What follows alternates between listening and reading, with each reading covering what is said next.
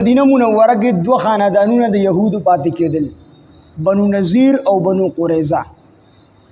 نو په دې کې دا بنو نذیر چې وو دا قوت او طاقت والو، یعنی زورور و، غالب و په دې بنو قریظه باندې. نو روزانه به جنگ جګړې کېدلې. نو بنو نذیر چې وو نو دوی غالب وو، دوی مضبوط وو، پیسې لحاظ سره هم مضبوط وو، قوت لحاظ سره هم مضبوط وو. او بنو قریظه چې وو دوی په دې باندې کمزوري وو. دی ډیر مجبور کړل او د ډیر مجبورۍ د وجې نه دی د یو بل سره معاهده وکړله. معاهده دا وکړله چې کو د بنو نذیر نه بنو قریظه والا راولګېدل او د بنو نذیر نه کس قتل کو. بنو قریظه والا راولګېدل، د بنو نذیر نه کس قتل کو. نو بنو نذیر به د دې نه دیت هم اخلي او دغه رنګې بنو نذیر به د دې نه کس هم قتلي. تر دې پورې کو چې د بنو قریظه د بنو نذیر نه غلام قتل کړي وي، نو بنو نذیر به د بنو قریظه نه آزاد سړی قتلي. کو دی ښځه قتل کړي وي نو مونږ به دی ورته وي چې مونږ به ستاسو نه سړی قتلو. کو تاسو زمونږ د کس یو لاس کټ کړي وي نو مونږ به ستاسو د کس دوه لاسونه کټ کړو. کو تاسو زمونږ د یو کس یو غوږ کټ کړي مونږ به دوه چې کوم دی غوږونه کټ کړو. او دغه رنګ دیت دا به مونږ ستاسو نه یو په ډبل باندې اخلو.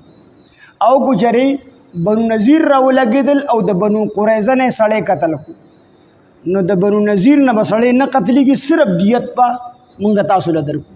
او دیت څومره و؟ 70 وسقه. دا د کجوري او پیمانه ده. په نن دور کې تقریبا 15 منه او 10 سیره دې جوړېږي. 15 منه او 10 سیره کجوري به مونږ تاسو له درکو. زمونږ نه به کس نه قتلېږي، بنو نذیر ورته وو.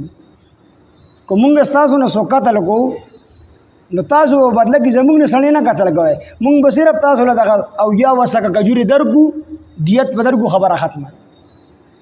او که تاسو زمونږ نه سړی قتل کو نو مونږ په بدله کې سړی هم قتلو ستاسو نه. که تاسو زمونږ آزاد غلام سړی قتل کړي مونږ به ستاسو آزاد قتلو. که تاسو زمونږ ښځه قتل کړي نو مونږ به ستاسو سړی قتل کو. که تاسو زمونږ د کس یو لاس کټ کړي مونږ به ستاسو د کس دوه لاسونه کټ کو. او دیت په درنه هم یو په ډبل باندې اخلو، لکه 140 وسق کجوري به دا درنه هم اخلو. دا معاهده چلېدله چې کله رسول الله صلی الله علیه وسلم هجرت وکړو مدینې منورې ته، نو د دغې دواړو د بنو قریظه یو کس راولګېدو، د بنو نذیر نه یو کس قتل کړو. چې قتل یې کړو نو هغې ورته وي چې مونږ به اوس مونږ له به چې کوم دی په ډبل باندې دیت راکوئ. او دی دیت ورکوو نه، په دې باندې خبره روانه شوله، خبره اشتغال طرف ته لاړله. مشران راپاڅېدل، هغوی وویل چې داسې کار وکړئ چې دا فیصله رسول الله صلی الله علیه وسلم له ووسئ چې هغوی څه فیصله وکړله نو هغه به ستاسو دپاره د دواړو فریقینو دپاره به هغه قابل قبول. لہذا بنو قریظه والا خو بې خوشحاله وو، ځکه چې هغوی ته پته وه چې رسول الله صلی الله علیه وسلم په چا ظلم نه کوي، هغه به د انصاف معامله کوي زموږ په منځ کې. او بنو نذیر والا ته هم پته وه چې نبی علیه السلام ظلم والا نه، ځکه دا یهودو دواړه د قبیلو والا او دا اهل علم دي ته پته و چې دا د الله پیغمبر دی او د آخر زمانې پیغمبر دی او آخري پیغمبر دی، خاتم النبیین دی، خاتم الرسل دی. نو دوی ته پته وه چې دی خو ظلم نه کوي، دی به خامخا انصاف کوي.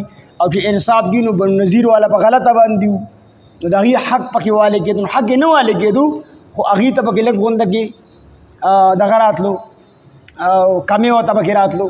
نو بنو نذیر والا خفه و د نبی علیه السلام په دغه فیصله باندې، او بنو قریظه والا خوشحاله. نو بنو نذیر خپل سړي راولېږل چې د نبی علیه السلام نه د دې خبرې معلومات وکړي.